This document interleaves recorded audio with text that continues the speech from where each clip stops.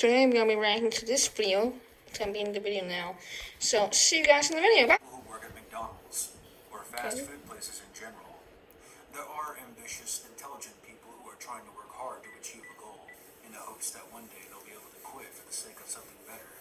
And then there are the losers, there's so many employees those over with here. no ambition who have given up and have no desire to achieve anything other than a weekly Can you paycheck. smoke? I like to consider myself in the first Not category. As I was working hard to afford my apartment while taking classes at the local community college, I normally worked the later shifts at the drive-thru window, which is the one spot most employees hated working the most.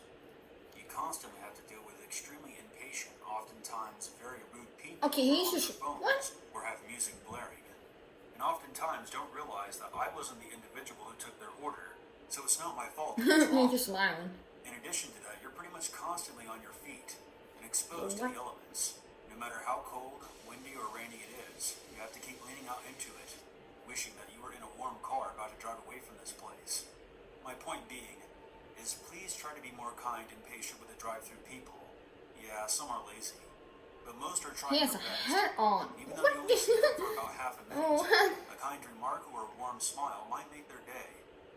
Anyways, That smile now that just I've gotten off. that off my chest, I work the late shift with two people who I believe qualify for the second category of employees. Connie was a high school dropout who was almost she's always bored. late and was never invested in what she was doing. And Harold was a deadbeat who often smelled like weed and only kept the job because otherwise his parents would throw him out of the house. He was 32 years old. So one night I was there after 11 p.m. by the drive-thru window. That's where kinda it was creepy. cold January night, flipping through the pages of my class notes and trying to keep warm by the fry machine.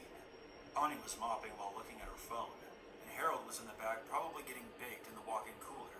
That late at night, we rarely got customers, and if we did, they were almost always zonked-out college kids. Okay, Who used the you drive-thru were but never physically walked You were there into the like restaurant. 9 p.m. or something, I stood man. up and stretched my legs Why would someone and come? told Connie that I was heading to the bathroom. It was Only around up to 11:30 at this weekends. point. I came back less than 5 minutes later, with Connie more or less in the same spot that she was before. I walked past her and turned the corner to return to the window, and froze dead in my tracks. There was a bald man in white face up in a black hoodie standing behind us. His eyes were wide, with a blank expression that read, "What kind of trouble can I create?" You're bald. The figure made direct eye contact with me and smirked, and slammed his palm. I'm not against working the out Wednesday. Nope. I had no idea what to do, and inside my head, the words clown, mime, psychopath, That's scary, man. like fireworks. The window was already shut and locked to protect myself from the cold, but the doors were all unlocked. What do you mean, bro? Run in and grab any one of us if you wanted to. Okay. In my head, I kept referring to it as he. What do you mean, close the Honestly, door? I had no idea what the gender was. The outfit and makeup made the I stranger look think I'm going androgynous. here. What the heck was that? What the heck? Even if the figure wasn't dressed like that, I was under no obligation to open the window. It's unlawful to serve walk-ups at the drive-thru window, certainly for their safety, but also for ours. I shook my head and backed away. I called over my shoulder. Lock the doors. The whole time, Get this your figure didn't freaking break eye butt. contact with me, and to the best of my memory, I don't even remember We're it not. I'm blinking. gonna be hiding. It drew back its lips in a sinister smile, and I shut the gun. Its What gums happened were there? black. I don't mean I was too far away that I couldn't see clearly. How long I mean is its this gums were as animated black as video? licorice. That's just heavy cheese. Its other hand slammed against the window, and it licked its lips with its tongue. That's creepy. That's when a third hand Let me slammed end itself this. into the I window. don't want to go in. I don't want to go back. A left hand. It was just as pale and as skeletal as the other two. I lost my shit. Holy shit! Call the cops! I screamed and ran back into the office, which was the only room with a locking door and no windows. I heard Connie scream, "What the fuck?" And she dropped her mop and flew across the room and made for the back with me. All the yelling attracted Harold, and I shoved past him into the office and told him to look at the security camera. Sure enough, the white-faced creeper looked to have 3 hands on the window and was tilting its head back and forth. We locked the office door and called the cops, explaining to the operator that there was at least 2 prowlers outside acting in a threatening manner towards us. Call the police now. To be over after I called the cops. Oh, If good. it was a prank, they would run once they realized they scared me enough to call 911. But it didn't end there. We watched as the figure left the drive-thru window, circled the building, and made for the restaurant door. Is there a second one? Look for a second one. I panicked while still on the phone with the operator. Connie was freaking out, and Harold was muttering something about not getting the police involved, likely because he was carrying weed. Okay, is that sugar? Yeah, that's sugar. Everything. Cameras, lights, phone. The whole building went down. And barely 10 seconds after we all quieted down after shouting at each other in the dark, we heard footsteps in the dining room area. Connie, did you lock the doors? I whispered.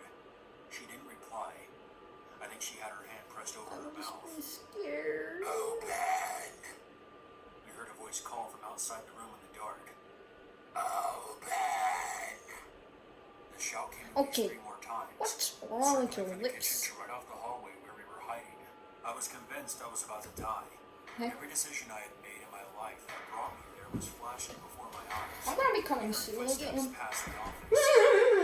After another few minutes, we heard the wail of police sirens outside, and at any moment, we expected to hear gunfire and the police shouting at someone to get on the ground. But we never did. We waited until the police identified themselves and opened the door and ran out into the parking lot. Okay, I'm gonna be like this. Since the power was down, we couldn't show the cops the security footage, so we just told them what we saw. They swept the whole building and said it was clear. What? The owner of that particular franchise store showed up about an hour later, Ooh. after Harold and Connie had left. I waited for the power to be restored, so an officer could escort me back inside to collect my belongings. The next day, my manager called me and asked me to work the night shift. I asked him if the creep from last night had been caught. When he said, there was no creep, I told him I quit and hung up the phone. This story is completely true. I have no idea what caused the power outage, which apparently erased all the security footage from the day. That's so creepy. Oh. I guys like the video reaction video. New video out in 2 days. Or 3 days. I don't know. I don't wanna know. I'm not watching that again. No. Well, see you guys later. Remember to like and subscribe. And subscribe to my other channels. Yeah.